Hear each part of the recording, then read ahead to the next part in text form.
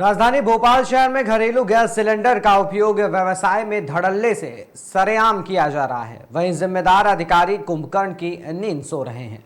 खाद्य विभाग की उदासीनता के चलते घरेलू सिलेंडर का उपयोग व्यवसाय में चल रहा है। अभी तक आपने घरेलू सिलेंडर का उपयोग रेस्टोरेंट, होटलों और साथ ही साथ ठेलों पर देखा होगा, पर राजधानी भोपाल शहर में भोपाल होशंगाबाद हाईवे पर रोड के पट्टे डालने में भी घरेलू सिलेंडर का उपयोग धड़ल्ले से सरेआम किया जा रहा है।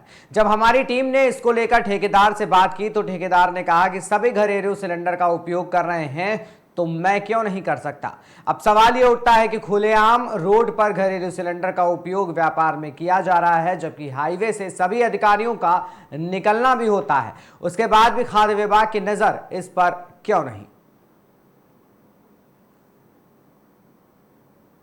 इस वक्त मैं मौजूद हूँ होशंगाबाद हाईवे पर, जो भोपाल से होशंगाबाद के लिए जो रोड की कनेक्टिविटी है, यहाँ पर हम देख रहे हैं सड़क के किनारे ये जो नाइट के लिए जो पट्टे डाले जाते हैं, अभी जो निर्माण हुआ होगा या पुराने पट्टे यहाँ पे खराब हो गए होंगे तो इसको मार्किंग के लिए डाला जाता है। ये पीछे आप देख रहे हैं किस प्रकार से ये जो पट्टे डालने वाली गाड़ी जो है, ये जो पेंट को गर्म करके पट्टे डालती है, इसमें आप देखिए किस प्रकार से घरेलू सिलेंडर रखा हुआ है। ये एक व्यावसायिक कार्य है और इसमें डोमेस्टिक सिलेंडर उपयोग में नहीं लिया जा सकता। हम जो घरेलू सिलेंडर उपयोग करते हैं वो इस कार्य के लिए उपयोग नहीं किया जा सकता। ये 15 केजी का सिलेंडर आप देख रहे हैं पीछे रखा हुआ है, और मैं आगे हमारे कैमरामैन से कहूँगा वो भी दिखाएं जिससे ये पट्टे डाले जा रहे हैं। आप देखिए सड़क के किनारे देखिए ये पट्टे डाले जा रहे हैं। अब कर्मचारी काम करते हुए थोड़ा सा जूम करके दिखाइए, जो मशीन है उसमें भी घरेलू सिलेंडर रखा हुआ है। और इस प्रकार से यहाँ पर जो वाहन है, राजस्थान का ये वाहन है, इसका नंबर भी दिखाएंगे हम आगे, कैमरामैन से कहेंगे आगे से वाहन का नंबर भी दिखाएं। और इसमें अनुमान जब हम देखते हैं तो घरेलू सिलेंडर के दाम में बढ़ोतरी होती है। घरेलू सिलेंडर का जो आप देखते हैं जो शॉर्टेज आती है वो किन कारणों से आती है? वो इन्हीं कारणों से आती है कि जब घरेलू सिलेंडर का उपयोग हम व्यावसायिक गतिविधियों में करने लगते हैं। और ये एक बड़ी लापरवाही है यहाँ के जो खाद्य विभाग है उसकी टीम के, कि ये मेन रोड पर ये इस प्रकार से कार्य चल रहा है और उसमें घरेलू सिलेंडर का उपयोग हो रहा है। कई बार हम देखते हैं बड़ी बड़ी होटल्स में खाने होती है उनमें भी इसी प्रकार से घरेलू सिलेंडर का उपयोग होता है, जो कि वो भी नियम के विरुद्ध है। जुड़े रहिए हमारे साथ ऐसी ही खास खबर। इस वक्त मैं मौजूद हूँ होशंगाबाद।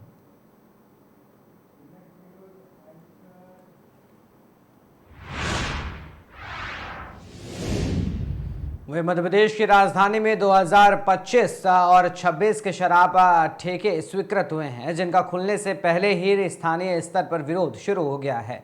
सेमरा गेट साईं राम कॉलोनी पर शराब दुकान संचालित हो रही है। वहीं शराब दुकान बंद कराने को लेकर क्षेत्रीय महिलाएं और पुरुष धरने पर बैठे हैं। ठेका स्थान पर सुंदरकांड का पाठ भी चल रहा है। वहीं जीतू मलोटिया ने बताया कि इस शराब की दुकान से रहवासी काफ़ी परेशान हैं। शराब पीकर लोग रोड पर पड़े रहते हैं, जिससे आने वाले जाने वाले लोगों को भी रास्ते में बाधिता होती है। इस शराब ठेके को रहवासी इलाके से हटाकर कहीं और स्थानांतरित किया जाए।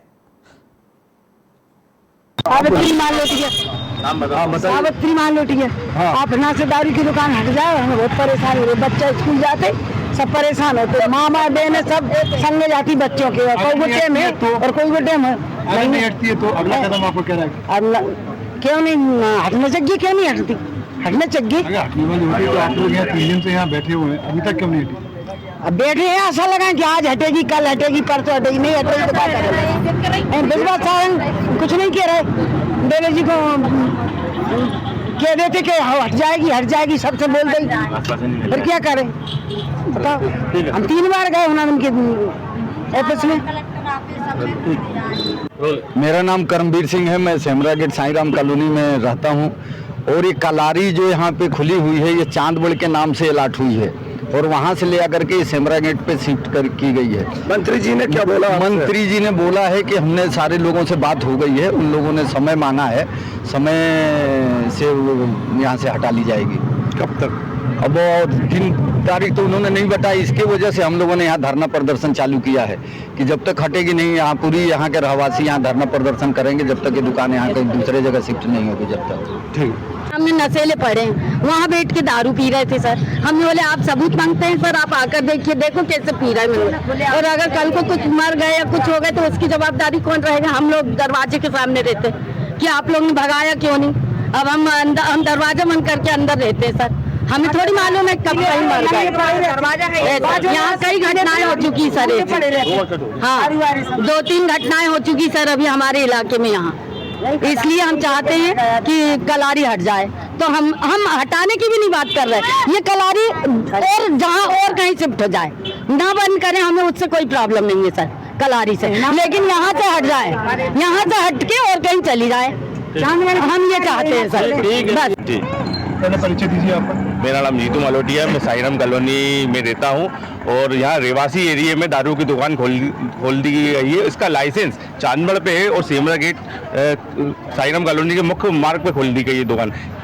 लोग महिलाएं यहाँ से निकल नहीं पाती। 3 स्कूल है, Memai school, mother convent school, Sengar public school और 3 मंदिर हैं। फिर भी दारू की दुकान छिप रही है। हम कलेक्टर साहब को, मानवाधिकार आयोग को, मुख्यमंत्री जी सबको ज्ञापन दे चुके हैं। हमें सिर्फ संभावना दी गई है कि आपकी दारू की दुकान विस्थापन कर दी जाएगी, पर आज तीसरा दिन है हमें विरोध प्रदर्शन करते हुए। आज तक दुकान हटाई नहीं गई यहाँ से। हमें क्षेत्रीय आप विधायक से आपकी मैं क्षेत्रीय मंत्री जी के पास भी गया था, उनने भी आश्वासन दिया है कि बहुत जल्दी यहाँ से हट जाएगी। आश्वासन वो दिए चले आ रहे हैं, लेकिन आपको यहाँ 3 दिन हो गया, अब तक यहाँ स्पॉट पर कभी यहाँ पे वो आए नहीं? फोन पे मेरी बात जरूर हुई, उन्होंने बोला कि मैंने ठेकेदार से बोल दिया है, बहुत जल्दी विस्थापन होगी। अगर विधायक जी की बात ठेकेदार तो हो जाती तो आप 3 दिन से ये परेशान नहीं होते, तो आप क्या कुछ कहना चाहेंगे उनके बारे में?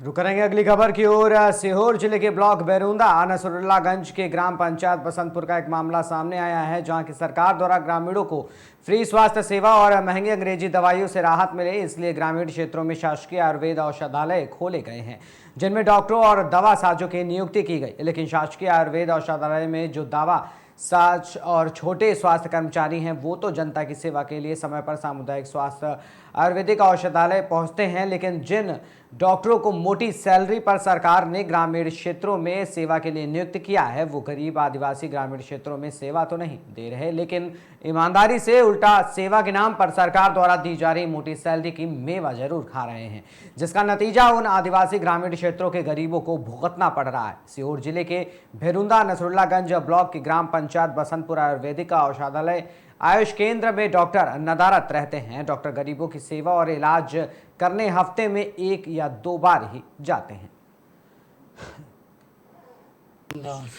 कहाँ रहते हो आप? ये बताइए, अभी आप कहाँ खड़े हो? अस्पताल में। तो यहाँ कोई डॉक्टर है या नहीं? यहाँ तो कोई भी नहीं है।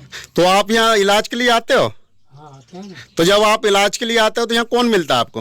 वो भाई मिलती है, वो मैडम भाई छोटी वाली। हाँ। और एक जो बड़ी डॉक्टर वो नहीं मिलती आप? नहीं आती, कभी सभी मिलती। मतलब डेली नहीं मिलती जब आप आते हो? डेली नहीं मिलती। डेली कौन मिलता है? वो भाई मिलती है। सिर्फ दूसरी वाली? हाँ वो छोटी वाली भाई है ना, साबुत। अच्छा, और जो वो आहुति राय वो नहीं मिलती है ना? नहीं। तो ये कब से नहीं, मतलब जब भी आप आए वो नहीं मिली? नहीं वैसे कभी सभी मिलती वो। मतलब डेली जब आओ? डेली आया भी नहीं मैं, 1-2 बार। मतलब कभी कभी मिली, कभी नहीं मिलती।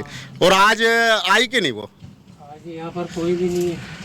क्या ताला लगा है ना? अच्छा, तो इसके आप लोगों ने शिकायत करते हो या नहीं? अरे नहीं, कुछ भी नहीं। शिकायत करते हो कि नहीं? हाँ कर भी देते हैं, कोई सुनता कोई नहीं सुनता। लेकिन ये मैडम नहीं आ रही है ना? हाँ वो तो नहीं आ रही। मतलब हफ्ते में 1-2 दिन ही आती होगी? डेली आती है। हाँ, मतलब दूसरी वाली नहीं आती है ना? दूसरी वाली हफ्ते में 1-2 बार आती नहीं आती। अब हम भी हमेशा नहीं आते हैं। हाँ, लेकिन आपको आप लिया ना? हाँ, मिली वैसे, बाकी कभी नहीं मिली। 1-2 बार। अच्छा, 1-2 बार मिली।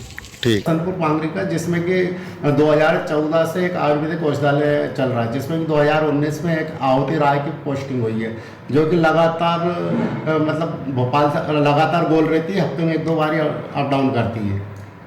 मीडिया के माध्यम से आज हमको जानकारी प्राप्त हुई है कि बसंतपुर पांगरी में जो आयुष अधिकारी हैं वो उपस्थित नहीं होते। हम इसकी जांच कराएंगे, किसकी वहाँ पोस्टिंग है, जिला आयुष अधिकारी से इसकी जानकारी लेंगे और जो लोग अनुपस्थित रहते हैं या अप डाउन करते हैं, आते नहीं है समय पर, उनके खिलाफ हम प्रतिवेदन कलेक्टर साहब को पेश करेंगे। स्वास्थ्य सेवाएं प्रदान करने के लिए आयुष विभाग के द्वारा डॉक्टरों की नियुक्तियां की गई हैं। ये डॉक्टर सुदूर अपने आयुष संस्थाओं में, आयुष्मान आयुष मंदिर संस्थाओं में कार्य कर रहे हैं। मीडिया के संज्ञान से ऐसा प्रतीत हुआ है कई जगह कि लोग अपने कार्य के प्रति लापरवाह हैं, तो ऐसे लोगों को जो है निश्चित रूप से चेतावनी जारी की जाएगी और सख्त एक्शन दिया जाएगा। आयुष विभाग का एक ही उद्देश्य है कि जनता जो है अधिक से अधिक प्राकृतिक और नेचुरल तरीके से स्वास्थ्य लाभ लें और उसका फायदा उठाएं।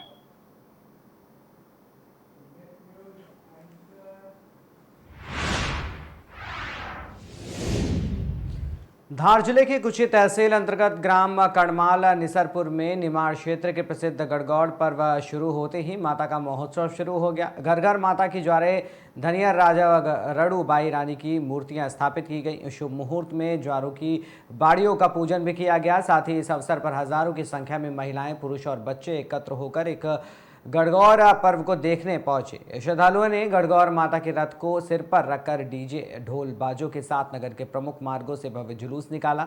सभी आसपास के गांवों के लोगों ने उत्साह के साथ माता के रथ को अपने घर पर रोका और पूजन किया और साथ ही साथ भंडारे का लाभ लिया।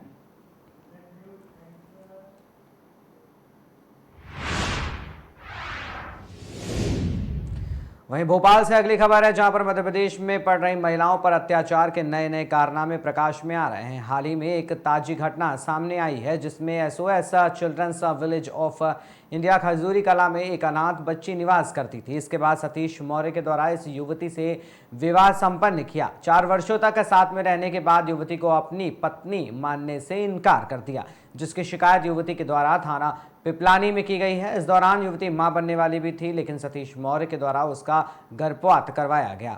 इसके बाद उसे अपने घर में नहीं रखा गया और उसे अपनी पत्नी मानने को तैयार नहीं है। युवती द्वारा अवधपुरी थाना क्षेत्र में भी शिकायत की, लेकिन पुलिस के द्वारा शिकायत नहीं दर्ज की गई है और न ही कोई मदद की गई। क्या हुआ आपके साथ, क्या किससे विवाह हुआ था, क्यों नहीं रख रहे हैं आपके पति? मेरे साथ सतीश मौर्य ने पहले मेरी मदद करने के बहाने पहले मेरे साथ जुड़े। मेरे साथ एक घटना हुई थी, उस घटना में मेरे साथ मदद किया। मदद करने के बाद 2 साल तक मेरे पीछे पड़े रहे शादी के लिए। मेरे से फिर शादी किया, शादी करके मेरे बच्चों को अबॉर्ट कराया और फिर शादी करने के बाद उन्होंने घर वालों को नहीं बताया और इस बात को लेकर मेरा विवाद हुआ। जब विवाद हुआ तो उनके घर वालों से मैंने बातचीत किया तो उनके घर वालों ने मेरे पे ही झूठा इल्ज़ाम लगाने लगे, मेरे को बच्चेलन साबित करने लगे और मुझे ही थाने में ले जाकर फंसाने का प्रयास करने लगे। तो उनके घर पे बुलाया गया तो थाने में पुलिस आई, मुझे लेकर गई, मेरा बयान हुआ। मैंने बताया पुलिस को कि मेरे साथ 4 साल से शादी किया, मेरे साथ पिपलानी में रहता था, शिवलोक में, जहाँ पर मेरे साथ रहता था और मेरे मतलब पत्नी बनाकर मेरे को रखा था। मेरी से शादी हुई मंडीदीप आर्य समाज में मेरी शादी हुई थी 26 जुलाई में 2023 में। तो अभी क्या दिक्कत आ रही है? उसके बाद ये दिक्कत आ रही है कि वो मुझे अपना नहीं रहा है, मेरे को मेरी शादी से डिनाई कर दिया है, मेरे बच्चे को भी मार दिया है, ना उनके घर वाले अपना रहे, झूठे मुकदमे में मुझे फंसा रहे, कांग्रेस के नेता को बुला के दादागिरी करते, मुझे कहीं से भी कोई सपोर्ट नहीं दिया जा रहा है। आपका मामला थाने में पिपलानी में दर्ज है ना? पिपलानी थाने में दर्ज है, पर पिपलानी थाने में दर्ज सिर्फ उसके मतलब एक्सेप्ट नहीं, पर मेरे साथ 4 साल से शादी करके रहा। अब मैं ना मेरे घर वाले रखने ना मेरे ससुराल वाले, मैं कहाँ जाऊँ ना। थाने वाले ने क्या बोला? थाने वाले बोल रहे हैं कि आपका मुकदमा हो गया तो मुकदमा में आपको वो होगा। तो क्या मुकदमा 8 साल तक होगा तो 8 साल क्या मैं सड़कों पे भटकूंगी? क्या 8 साल तक की मेरा कोई जिम्मेदार नहीं लेगा या मेरा पति मुझे अपनाएगा नहीं? जब मेरी शादी करके मेरे साथ रह सकता है, सब कुछ कर सकता है, तो मुझे आज एक्सेप्ट क्यों नहीं कर रहा है? आपको पता कब चला दूसरी शादी है? मेरे को जब पता चला, जब मेरे घर में इस बात को लेकर विवाद हुआ, जब विवाद हुआ तो पता ये चला कि ये शादीशुदा है। जब मुझे पता चला मैंने सुसाइड कर लिया, पर सुसाइड से मेरे घर वालों ने मुझे बचा लिया। जब बचाने के बाद फिर मेरे पास मेरा पति वापस आया, बोलने लगा मैं तलाक दे दूंगा, तुम्हें एक्सेप्ट कर लूंगा, तुम स्टेटमेंट मत दो। तो मैंने मिसरोद थाने में अपना स्टेटमेंट नहीं दिया। मैं चाहती हूँ कि मेरा पति मुझे अपनाए, उसके घर वाले अपनाए। उसके घर वाले भी मेरे साथ अभद्रता करते हैं, मेरा बदनामी करते हैं, मेरे को कॉल कर उससे बदनामी करते हैं। आप कहाँ के रहने? लेके कहाँ पे आपके मिले हैं? मैं सब जगह गई हूँ, डीजीपी कार्यालय गई हूँ, कोर्ट गई हूँ, वहाँ भी मैंने दिखाया। कोर्ट जाती हूँ तो इसका भाई महेश मौर्य मेरे खिलाफ मतलब वकीलों को इकट्ठा करता है, मेरे केस ना लड़ने के लिए मुझे धमकाता है, बोलता है कि आप कोर्ट में वकील का मामला है, वकील के परिवार का मामला है, वो नहीं चलेगा। आपने सीएम हेल्पलाइन भी की? मैंने सीएम हेल्पलाइन में भी किया, हाई कोर्ट में भी महेश मौर्य के खिलाफ, उसकी दादागिरी के खिलाफ शिकायत की है। अच्छा ये बताइए क्या हुआ आपके साथ, क्या है?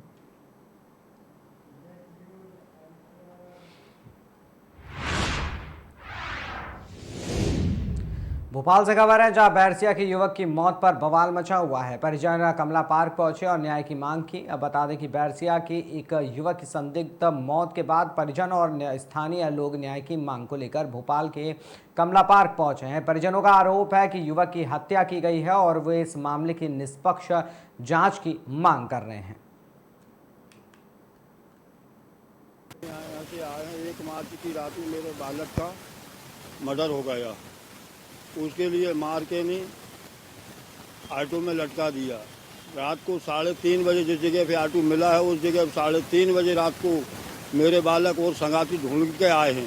वहाँ कुछ नहीं था। सुबह जब देखा तो वहाँ ऑटो की लाइटें जलती हुई मिली और मैं तो नेमी शरण में था जहाँ था नहीं मौके पे पैदल यात्रा में। और अब जो हम जहाँ तक पैदल यात्रा मुख्यमंत्री जी तक जोहार करने के लिए, न्याय मांगने के लिए आए थे, तो अब जिन्हें रोक रहे हैं कि आज नहीं, जब मिलन दे रहा है, जब उनकी तारीख जब बताएंगे उस दिन मिलेंगे। जब तक का मैं कमला पार्क जगदीश मंदिर पे विश्राम करूँगा। जितने दिन में भी जब भी मिलाएंगे तब मैं उनसे मिलने जाऊँगा। ये मेरी मांग है कि मुझे बिल्कुल न्याय मिले, न्याय मिले, न्याय मिले। स्थानीय पुलिस प्रशासन ने जो है सहयोग में कमी रखी है। तो पूरी घटनाक्रम से देखने में आ रहा है कि उन्होंने थोड़ी अमानवीयता का व्यवहार भी किया परिवार से। घटना जो कह रही है, क्योंकि वो चूँकि आरएसएस के स्वयंसेवक थे, मानसिक रूप से बहुत शक्तिशाली थे। वो लोग जो कह रहे हैं कि उन्होंने आत्महत्या की है, तो इसको नहीं मान पा रहा परिवार, क्योंकि वो मानसिक रूप से बहुत शक्तिशाली थे। दूसरा, वे शरीर से भी 6 फुट के थे और करीब 95 किलो उनका वजन था। और आप ऑटो देख सकते हैं कि छोटा सा ऑटो है, अगर आप फांसी लगाएंगे ना तो ये तुरंत वहीं पलटी मार जाएगा। तो ये स्थितियां बता रही हैं कि उनकी ज़रूर से ज़रूर हत्या हुई है। इसकी निष्पक्ष जांच होना चाहिए। हमारे गौरव हैं हमारे मुख्यमंत्री जी, पूरे प्रदेश को उनसे बहुत आशाएं हैं, तो न्याय प्रिय हैं, इसलिए आज न्याय की गुहार लेके हम मुख्यमंत्री जी के पास आए हैं। अभी हमें आश्वासन ये मिला है कि आप आवेदन दे दीजिए और वो हम मुख्यमंत्री जी तक पहुँचा देंगे और फिर उस पर यथावत कार्रवाई हो जाएगी। लेकिन चूँकि मृतक के पिता हैं, उनका ये मानना है कि उनके साथ जो बीता है उसको बताने के लिए वे मुख्यमंत्री जी से मिलकर ही यहाँ से लौटेंगे। जब तक उनकी मुख्यमंत्री जी से भेंट नहीं होगी वो यहाँ से वापस नहीं लौटेंगे, ऐसा कहना मृतक के पिता रामचरण जी का है। बाकी हम उनसे कह रहे हैं कि नहीं, हमारे मुख्यमंत्री जी कार्रवाई करवा देंगे, लेकिन चूँकि उनकी भावनाएँ हैं उस चीज़ से, वे अपनी जो ही बात है तो मुख्यमंत्री जी से ही कहना चाहते हैं। यहाँ से आए हैं, 1 मार्च की रात में मेरे बालक का मर्डर हो गया।